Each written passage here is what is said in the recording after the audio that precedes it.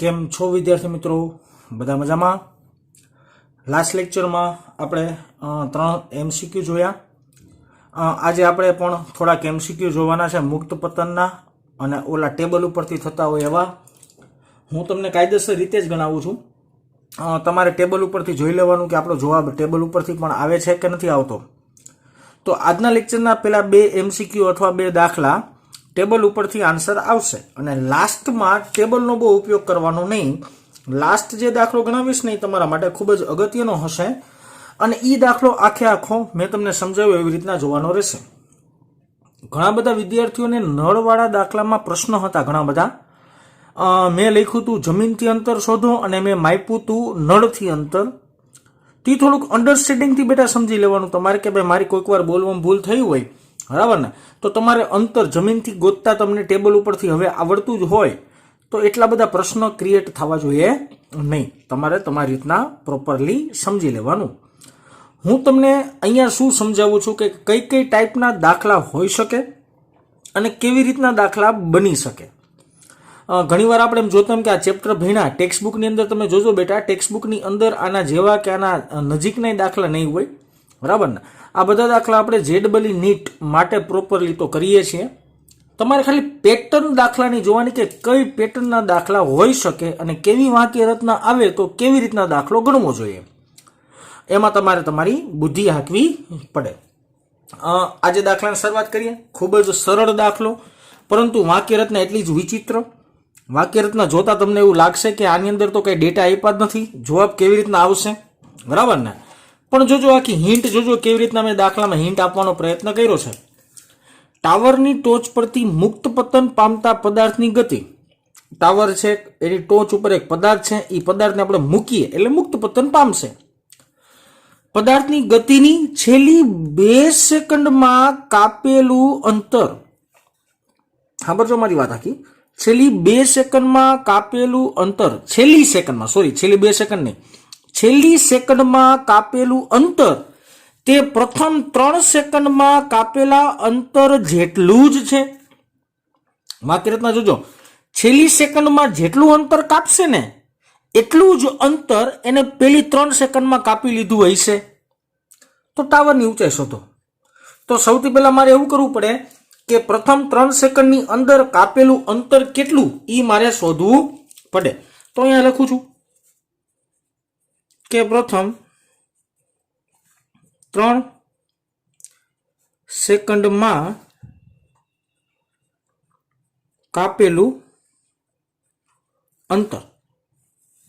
પેલી 3 સેકન્ડની અંદર પદાર્થે કેટલું અંતર કાપ્યું હશે એની ચર્ચા કરવી પડે.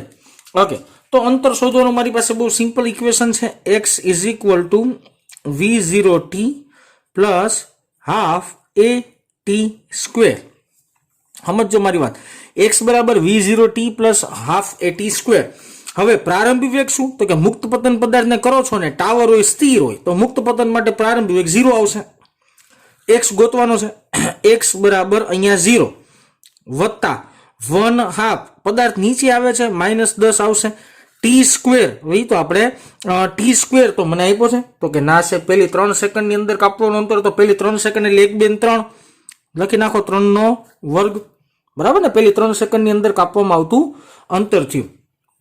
x ઇઝ ઇક્વલ ટુ, જોજો બેટા, અંતર માંગ્યું હોય ને બેટા, અંતર માંગ્યું હોય ને ત્યારે માઇનસ ને અવગણી નાખો ને તોય હાલે, કારણ કે સ્થાનાંતરોની ઋણ હોઈ શકે, બરાબર. અંતર તો પ્લસ જ હશે. છતાં આપણે કરીએ કેલ્ક્યુલેશન. જો અહીંયા 5 3 તેરી 9 9 5 45 એટલે જવાબ આવશે -45 મીટર. પણ કોઈ દિવસ અંતર ઋણ હોય નહીં, એટલા માટે આપણે નીચે લખી નાખે કે પ્રથમ 3 સેકન્ડમાં કાપેલું અંતર, પ્રથમ 3 સેકન્ડમાં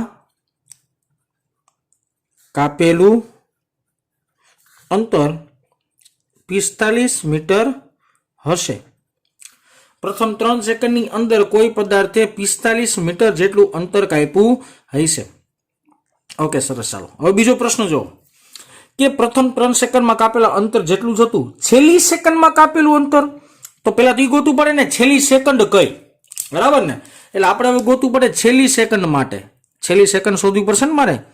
છેલ્લી સેકન્ડ માટે છેલ્લી સેકન્ડ કઈ પણ એમ બરાબર મને ખબર છે છેલ્લી સેકન્ડ પણ છેલ્લી સેકન્ડ હશે કેટલામી તો મારી પાસે સૂત્ર છે xn is equal to v0 plus a/2 2n minus 1 આવું મારી પાસે ઇક્વેશન છે xn છેલ્લી સેકન્ડમાં કાપેલું અંતર થયું તો પેલી 3 સેકન્ડમાં જેટલું અંતર કાપ્યું હોય એટલું જ અંતર છેલ્લી સેકન્ડમાં પણ કાપેલું છે એટલે અહીંયા હું ડાયરેક્ટ 45 લખી નાખીશ બેટા બરાબરની નિશાની v0 પ્રારંભિક તો 0 આવશે તમારે જો છેલ્લી સેકન્ડમાં કાપેલું અંતર જોતું હોય તો પેલી 3 સેકન્ડ -45 આવે કાયદેસર તો તમારે નિશાની મૂકવી જોઈએ તો મૂકી શકાય પ્રવેગ છે તો પ્રવેગ આવશે -10 કારણ કે પદાર્થ નીચે જાય છે 2 2n -1 એમનો રહેશે કારણ કે n મારે શોધવાનું છે બે બાજુ માઇનસ માઇનસ ઉડી ગયા એ સમજી લેવાનું 45 બરાબર અહીંયા થશે 5 બ્રેકેટની અંદર વધશે 2n -1 બરાબર ને હવે જો તમે સિમ્પલ 5 ને આ બાજુ લઈ લ્યો 5 અહીંયા લઈ લ્યો 45 ના છેદમાં 5 થાય તો 9 × 5 = 45 એટલે 9 2n -1 એક ને આમ લઈ લ્યો એટલે અહીં થઈ જાય 10 બરાબર 2n તો n બરાબર 5 મી સેકન્ડ થઈ કેટલા મી સેકન્ડ થઈ 5 મી સેકન્ડ થઈ હવે મારે શોધવાની છે ટાવરની ઊંચાઈ હવે જો તમને છેલ્લી સેકન્ડ મળી ગઈ છે છેલ્લી સેકન્ડ એટલે કે પદાર્થ ઉપરથી નીચે સુધી કેટલી વારમાં પહોંચશે તો કે 5 સેકન્ડમાં પહોંચશે તો 5 સેકન્ડમાં કાપેલું અંતર ગોત લ્યો એટલે તમને શું મળી જાય ટાવરની ઊંચાઈ મળી જાય લખી નાખીએ 5 સેકન્ડમાં કાપેલું અંતર ઓકે 5 સેકન્ડની અંદર કાપવામાં આવેલું અંતર સૂત્ર એક જ માત્ર x બરાબર v0t plus half at². x એટલે શું તો કે મારે શોધવાનું છે v એટલે પ્રારંભિક 0 છે વત્તા 1/2 પ્રવેગ આવે -10 t² એટલે 5 નો વર્ગ x બરાબર જો અહીંયા થઈ જાય 5 25 25 અને 25 × 5 125 જવાબ આવે -125 મીટર પણ અંતર કોઈ દિવસ ઋણ ન હોય એની ઉપરથી અહીં લખી નાખવાનું કે ટાવરની ઊંચાઈ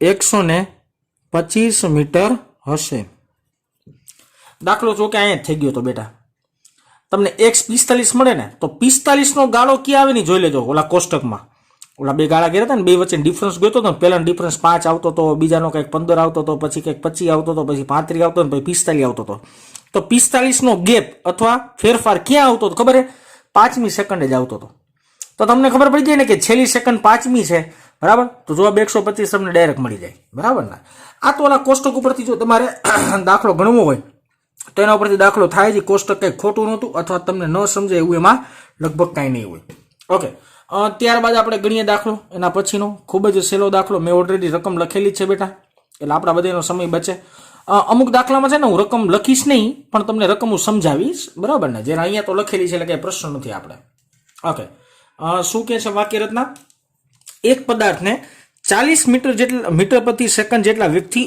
ઉધ્વ દિશામાં ફેંકવામાં આવે છે ઉધ્વ એટલે ઉપરની દિશામાં જાય છે હું આ સિમ્પલ આકૃતિ દોરી દઉં આ જમીનની સપાટી છે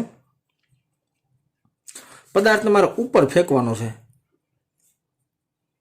પદાર્થને આમ ઉપર હું ફેંકું છું અને ઉપર ફેંકું છું ને ત્યારે એનો પ્રારંભિક વેગ એટલે કે આ બિંદુએ પ્રારંભ v0 જે તમને 40 મીટર પ્રતિ સેકન્ડ કીધેલો છે પ્રારંભિક વેગ 40 મીટર પ્રતિ સેકન્ડ છે બરાબર ને વાક્ય રચના આગળ વાંચીએ કેટલા સમયમાં મહત્તમ ઊંચાઈ પહોંચશે અને તે મહત્તમ ઊંચાઈ કેટલી કોમન સેન્સ અહીંયા કોઈ પદાર્થ હોય એની મહત્તમ ઊંચાઈ પહોંચે તે તેનો વેગ હોય ને 0 થઈ જાય સાંભળજો વેગ 0 થાય તો જેને મહત્તમ ઊંચાઈ કહેવાય બાકી તો કહેવાય નહીં ને તો પહેલા તો મારે મહત્તમ ઊંચાઈ ગોત લેવાય ઓકે પહેલાનો અહીંયા જવાબ મેળવીએ છીએ મહત્તમ ઊંચાઈ શોધવા માટે 2ax બરાબર v² - v0².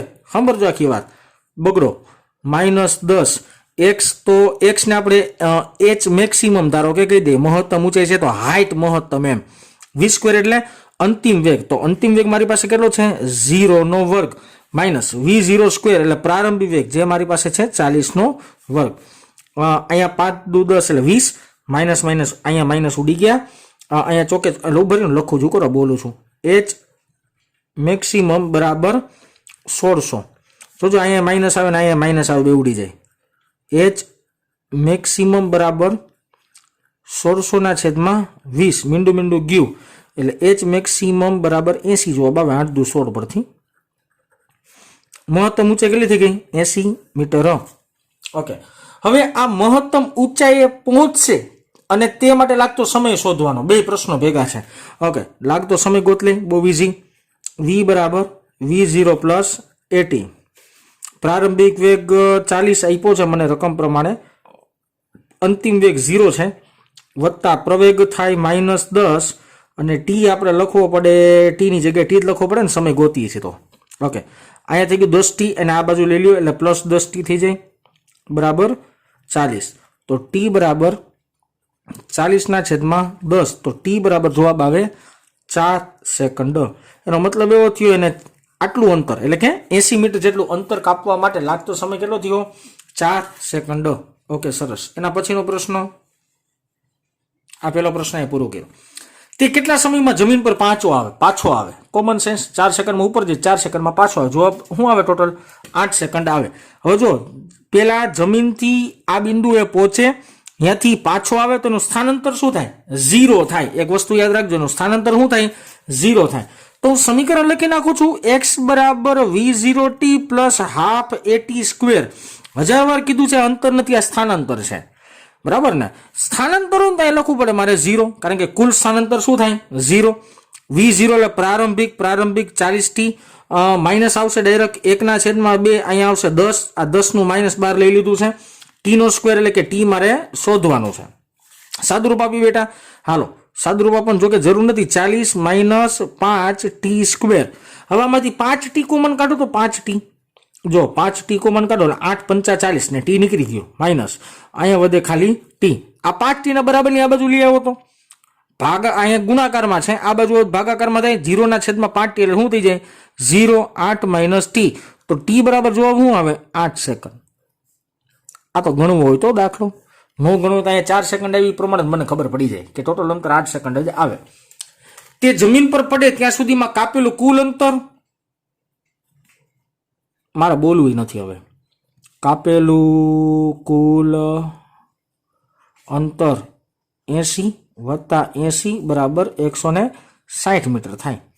ખબર જ છે કે જેટલું ઉપર જતા થાય એટલું જ અંતર પાછું નીચે આવે ત્યારે કાપે, તો ટોટલ ડિસ્ટન્સ કેટલું થાય 160 મીટર.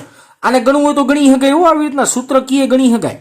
હવે તમે બુદ્ધિ આપજો કે સૂત્રકીય કેવી રીતના ગણી શકાય. ચાલો હવે આજે એના પછીનો એક દાખલો જોઈએ, મસ્ત મજાનો, જે દાખલો ખૂબ જ અગત્યનો અને JEE એડવાન્સ લેવલનો દાખલો છે. તો ચાલો હવે આપણે એ દાખલો જોઈએ. ચાલો વિદ્યાર્થી મિત્રો, બે છેલ્લા દાખલા જોયા બાદ થોડાક અઘરા દાખલા બાજુ થોડીક જઈ આગળ વધીએ. શું છે વાક્ય રચના? રકમ હું લખતો નથી, આખી રકમ સમજાવું છું તમને. આગલા દાખલામાં રકમ લખેલી હતી. હવેથી આપણે 2-3 દાખલા એવા ગણશું કે જેની અંદર હું રકમ ખાલી બોલીશ, તમારે તમારી જાતે લખવાનો પ્રયત્ન કરવાનો, બરાબર ને.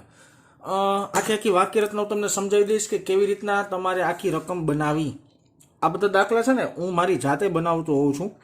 ઘણીવાર એવું થાય તમને એમ કે આ બધા દાખલા આવ્યા ક્યાંથી, હું જાતે બનાવતો હોય. તમને રેફરન્સ બુકની અંદર આ ટાઈપના દાખલા ઘણીવાર જોવા મળે, અને કોઈ પણ ડેટા હોય ને આંકડા, એ આંકડા હું મારી રીતના લખતો હોઉં છું. એટલે તમારે એ કંઈ બુદ્ધિ નહીં આંકવાની, સિમ્પલ દાખલાની મેથડ જોવાની અને દાખલો કેવી રીતના સમજી શકાય, ભણી શકાય અને કેવી રીતના દાખલો પૂછાઈ શકે, એ વસ્તુ તમારે ખાસ યાદ રાખવાની.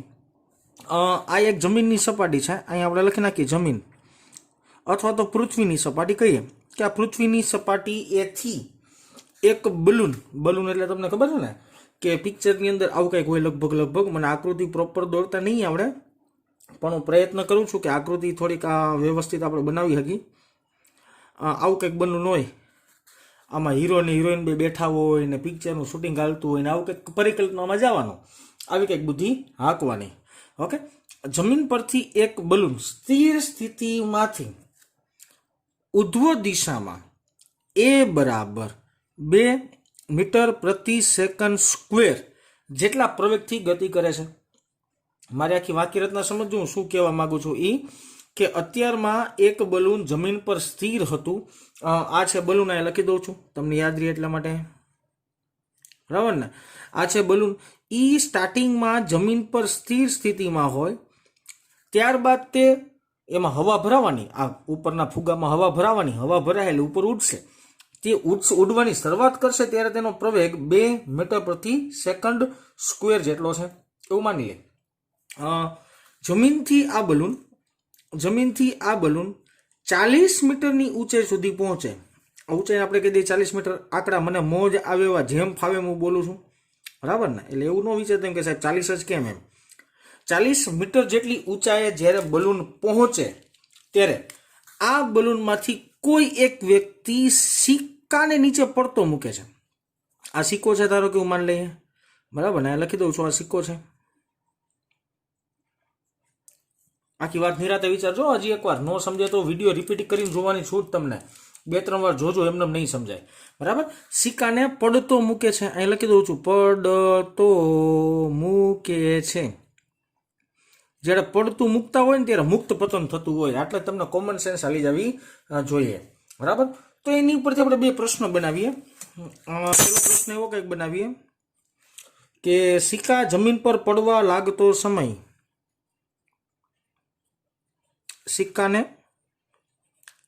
જમીન પર પડતા લાગતો સમય શોધો. આપેલો પ્રશ્ન આવો કંઈક બનાવ્યો. બીજો પ્રશ્ન એવો બનાવીએ કે સિક્કો જમીન પર પડશે ત્યાં સુધીમાં બલૂન કેટલી ઊંચાઈ હશે? બલૂન કેટલી, થોડું ઊંચું લઈ લે આવી રીતના આપણે દેખાય, કેટલી ઊંચાઈ એ હશે. આ તમારા 2 ક્વેશ્ચન થયા. ઘણા બધા ક્વેશ્ચન બનાવી શકાય બેટા, પણ આજે થોડુંક શરૂઆત કરીએ અઘરા દાખલા જેવું, બરાબર ને? તો આ વસ્તુ બહુ સિમ્પલ બનાવવાનો પ્રયત્ન કરું છું. થોડુંક તમને સિમ્પલ નહીં લાગે, તમારા વિડીયો ઓછામાં ઓછો 2 વાર જોવો પડશે બેટા. તમને કોઈ પણ ક્વેરી હોય ને, ક્વેરી ત્યારે જ થશે કે જ્યારે તમે કન્સેપ્ટ પ્રોપરલી નહીં સમજા હોય. ઘણીવાર એવું થાય કે મારે કોઈક વાર બોલવામાં આગા પાછું થઈ જતું હોય, એવું બની શકે બેટા. પણ જ્યારે તમે કન્સેપ્ટ પ્રોપર સમજશો ને તો આ બધી વસ્તુ બહુ તમને સહેલી લાગશે. એના માટે તમારે સૌથી પહેલા તો અચળ પ્રવેગી ગતિના સમીકરણો હોય ને એ બધાને ઘોરીને પી જવા પડે, તો આ વસ્તુ બહુ સહેલી થશે. હજી એકવાર વાંકી રચનાઓ રિપીટ કરી દઉં કે આપણી આખી આકૃતિ છે શું, યાદ રહેવી જોઈએ. એક જમીનની સપાટી પર એક બલૂન અત્યારમાં સ્થિર સ્થિતિમાં છે. એટલે મેં પ્રારંભિક ચોખવટ એવી કરી દીધી કે અહીંયા પ્રારંભિક વેગ એનો 0 હશે, એવી મેં ચોખવટ કરી, બરાબર? પછી એમાં હવા ભરાશે એટલે બલૂન ઉપર ઉધ્વ દિશામાં ગતિની શરૂઆત કરશે. અને બલૂન જ્યારે ઉધ્વ દિશામાં ગતિ કરે છે ત્યારે તેનો પ્રવેગ 2 મીટર પ્રતિ સેકન્ડ સ્ક્વેર જેટલો છે. જ્યારે બલૂન જમીનથી 40 મીટર જેટલી ઊંચાઈએ પહોંચે, જ્યારે બલૂન જમીનથી 40 મીટર જેટલી ઊંચાઈએ પહોંચે ત્યારે બલૂનમાં ઉભેલો એક વ્યક્તિ પોતાના હાથમાંથી એક સિક્કો પડતો મૂકે છે.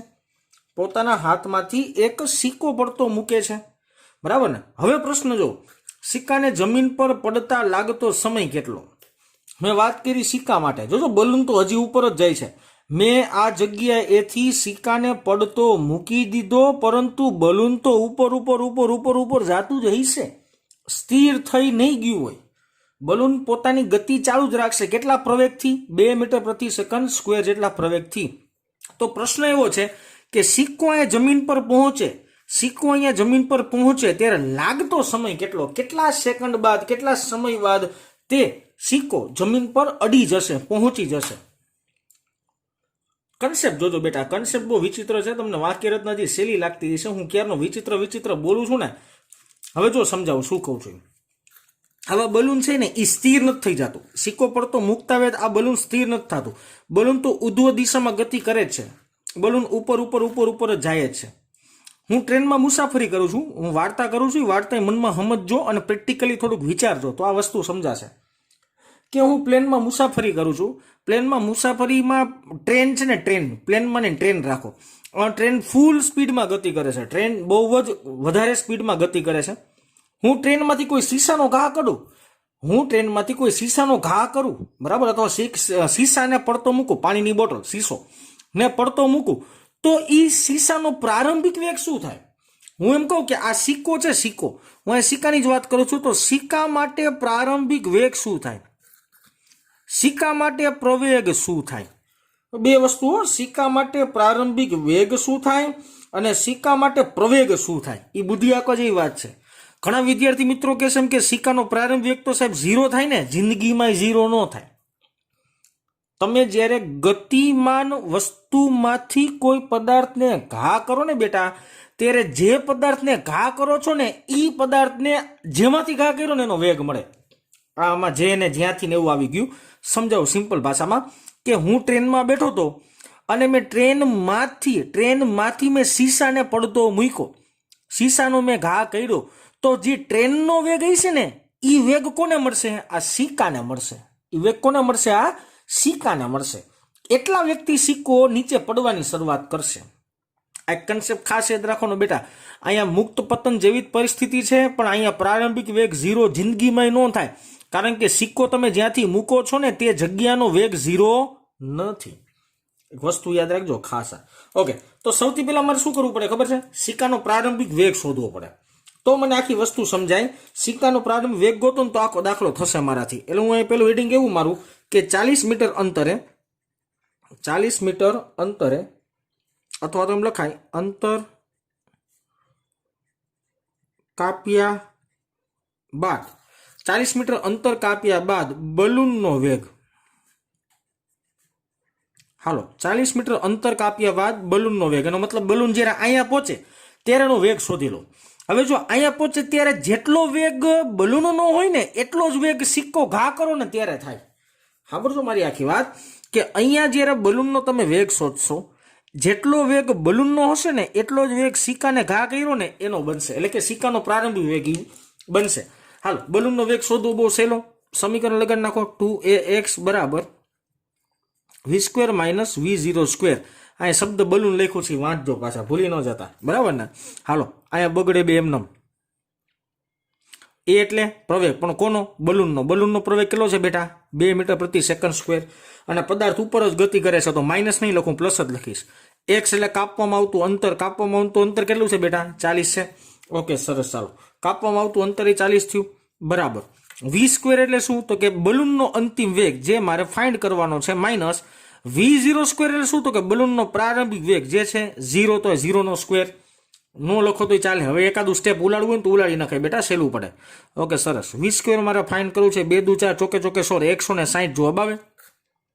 આને સારી રીતના લખવું હોય તો આવી રીતના લખી શકાય ને, 4√10.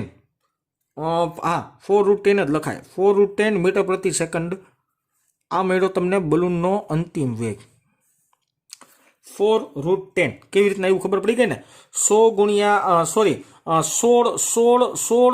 10 કરવાનો. 16 ગુણ્યા 10. નો સમજાતું ત્યાં લખી દઉં છું. આ નામ પણ લખાય 16 ગુણ્યા 10. હવે વર્ગ છે, આ બાજુ વર્ગમૂળ થાય, તો 16 નું વર્ગમૂળ શું થશે? 4. અને 10 નું વર્ગમૂળ ન નીકળે, મેં 10 એમ લખી નાખ્યા છે. તો આ મેળો તમને 40 મીટર જ્યારે બલૂન પહોંચે ત્યારે બલૂનનો વેગ, બરાબર ને? હવે આપણે વાત કરીએ સિક્કાના મુક્ત પતન માટે. સિક્કાના મુક્ત પતન માટે, ખાલી પતન માટે એમ લખી શકાય બેટા, મતલબ સરખો જ નીકળે. ઓકે, સિક્કાના મુક્ત પતન માટે એટલે સિક્કો જ્યારે નીચે પડે છે ને ત્યારની ચર્ચા છે. હવે મને ખાસ વસ્તુ સમજાવજો વિદ્યાર્થી મિત્રો કે બલૂન જ્યારે અહીંયા પહોંચ્યો ત્યારે એમાંથી સિક્કો ઘા કરે છે. એનો મતલબ એવો થયો, જો સિક્કાની વાત કરતો હોય ને તો સિક્કાનો પ્રારંભિક વેગ છે ને 4√10 જ થાય. કેવી રીતના? આટલા મીટર પ્રતિ સેકન્ડ જ થાય. કારણ કે તો કે જ્યારે તમે ગતિમાન જગ્યા એથી કોઈ વસ્તુનો ઘા કરો ને તો જે ગતિમાન વસ્તુનો વેગ હોય ને એટલો જ વેગ આ પદાર્થનો થઈ જાય. મેં તમને 10 નું ઉદાહરણ આપ્યું, એમ સમજાવી લેવાય. સિક્કો હવે નીચે પડે છે તો કાપવામાં આવતું અંતર x કેટલું બેટા? તો કે -40 લખવું પડે. કા? તો કે પદાર્થ હવે સિક્કો છે એ નીચે પડે છે એટલા માટે -40. ઓકે, હવે સિક્કાનો પ્રવેગ મારે લખવો. સિક્કાનો પ્રવેગ કેટલો લખાય? તો કે સાહેબ અત્યાર સુધી બલૂનમાં હતો, હવે અહીંથી છે ને એ બલૂનમાં નથી, આવી રીતના નીચે ગતિ કરે છે. નીચે ગતિ કરે છે એનો મતલબ એવો થયો હવે એ મુક્ત પતન કરે છે. અને મુક્ત પતનની અંદર જે પ્રવેગ હોય ને ગુરુત્વ પ્રવેગ હોય, તો ગુરુત્વ પ્રવેગ આપણે લખી નાખીએ -10 મીટર પ્રતિ સેકન્ડ².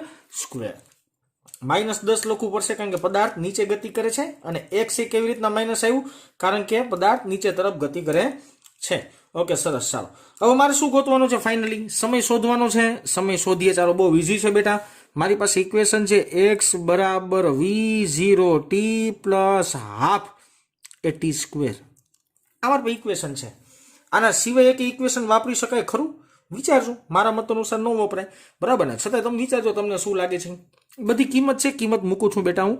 x એટલે છે મારી પાસે -40 બરાબર v0 એટલે સિક્કાનો પ્રારંભિક વેગ. v0 એટલે કે સિક્કાનો પ્રારંભિક વેગ છે 4√10 અને t એમનો.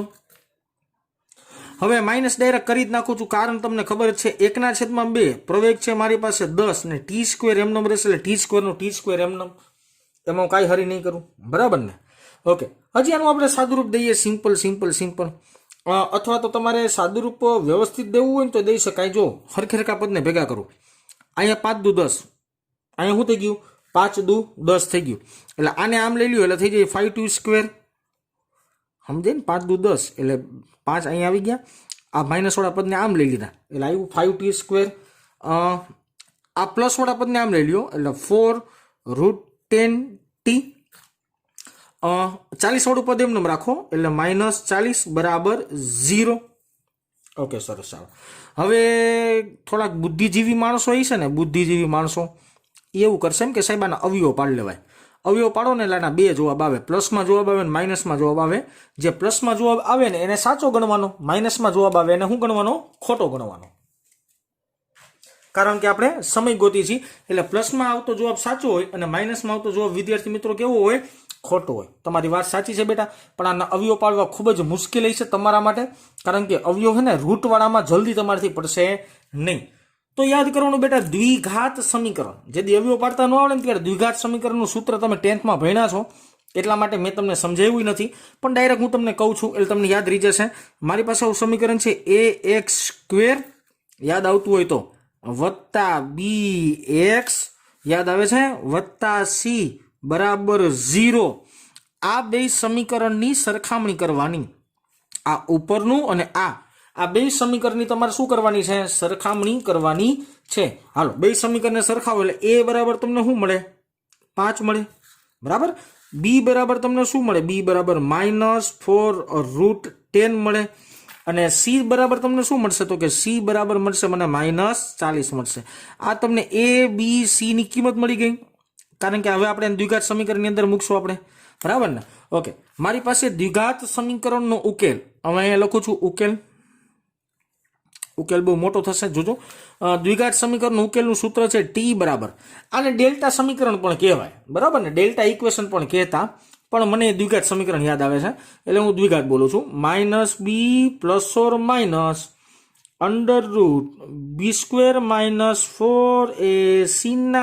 -4ac/2a.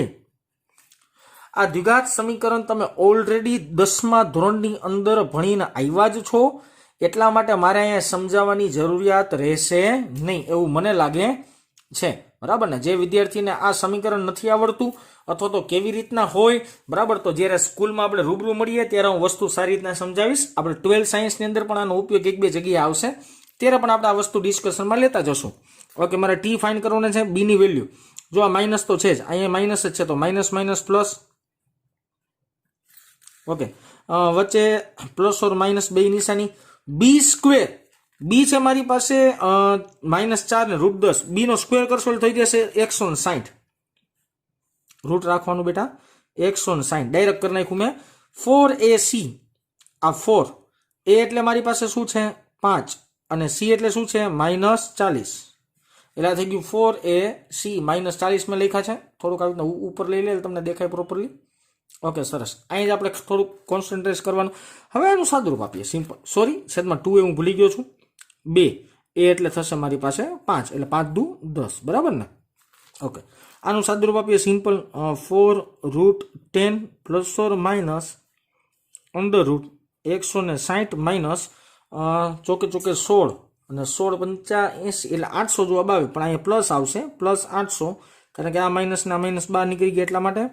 અને છેદમાં થઈ ગયું 5 દુ 10 થઈ ગયા બેટા. ઓકે, સરસ. ચાલો, હવે તમારે આનો ઉકેલ ગોતવાનો છે. ઉકેલ છે ને મેં ઓલરેડી ગોતેલો છે, તમારે આનો ઉકેલ ગોતી લેવાનો બેટા. જો પ્લસ કરશો ને તો ઉકેલ આવશે, બે ઉકેલ આવે, પ્લસમાં આવે ને માઇનસમાં આવે. એક આવશે પ્લસ 4.362 સેકન્ડ, એક ઉકેલ આવશે, આ 5 નથી બેટા, સેકન્ડ છે, બરાબર ને, કન્ફ્યુઝ ન થાય. અને બીજો ઉકેલ આવશે માઇનસ 1.834 સેકન્ડ. અહીંયા સેકન્ડ આમ નીચે લખી દો તમને, તમે 5માં કન્સિડર ન કરો ને એટલા માટે. ઓકે, સરસ. આ બે ઉકેલ આવશે, એક પ્લસ ઉકેલ આવશે અને એક માઇનસ ઉકેલ આવશે. તો મને ખબર જ છે કે માઇનસ તો કોઈ દી સમય હોય નહીં, તો મારો સાચો જવાબ કયો કહેવાય? પ્લસ 4.362 સેકન્ડ મારો સાચો જવાબ આવ્યો.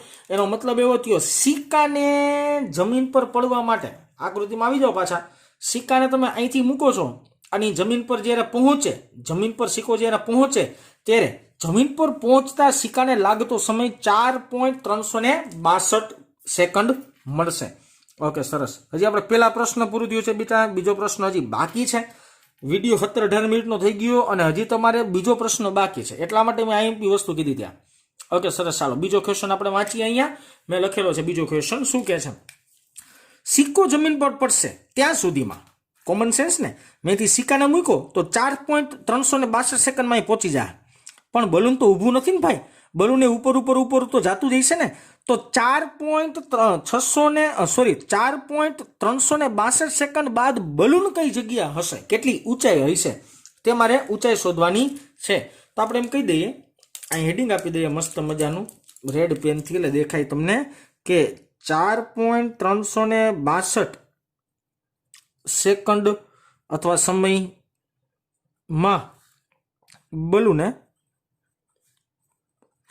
કાપેલું વધારાનું અંતર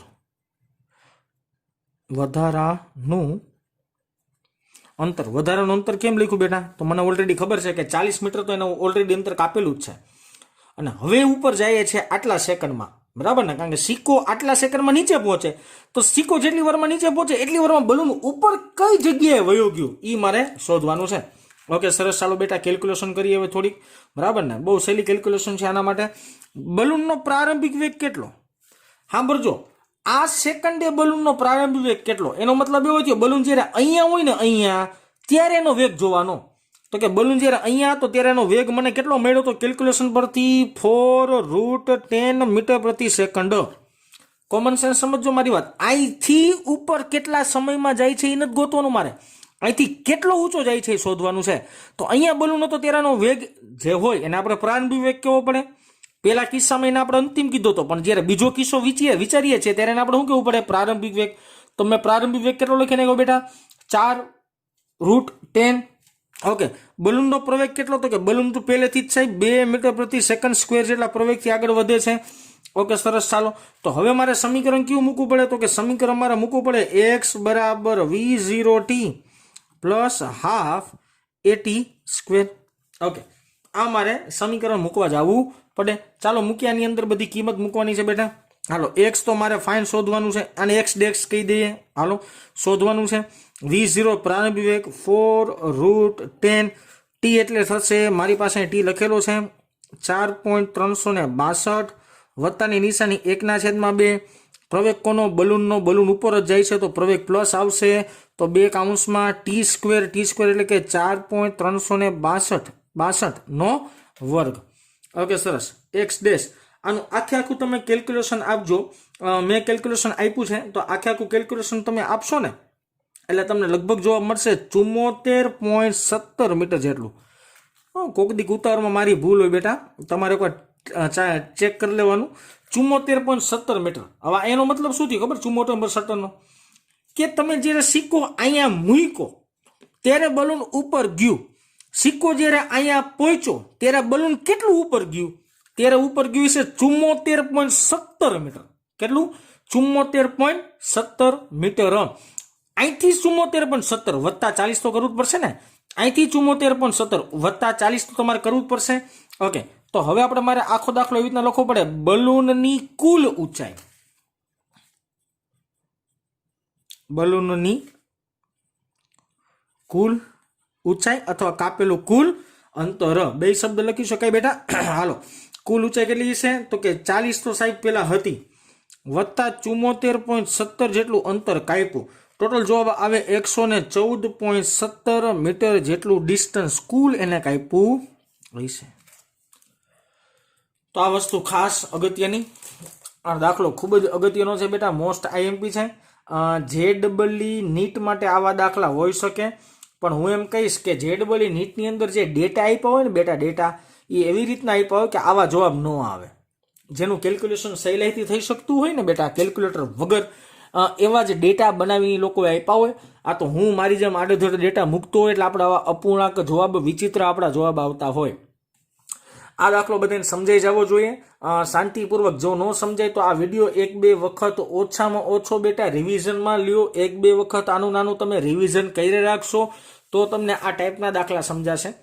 આ જેડબલઈ એડવાન્સ લેવલનો દાખલો છે એટલે થોડોક વિચિત્ર હોઈ શકે, થોડોક અઘરો પણ હોઈ શકે, પણ આવા દાખલા આપણે સમજવા જોઈએ બેટા. તો સારું, ચાલો આજે અહીંયા સુધી રાખીએ.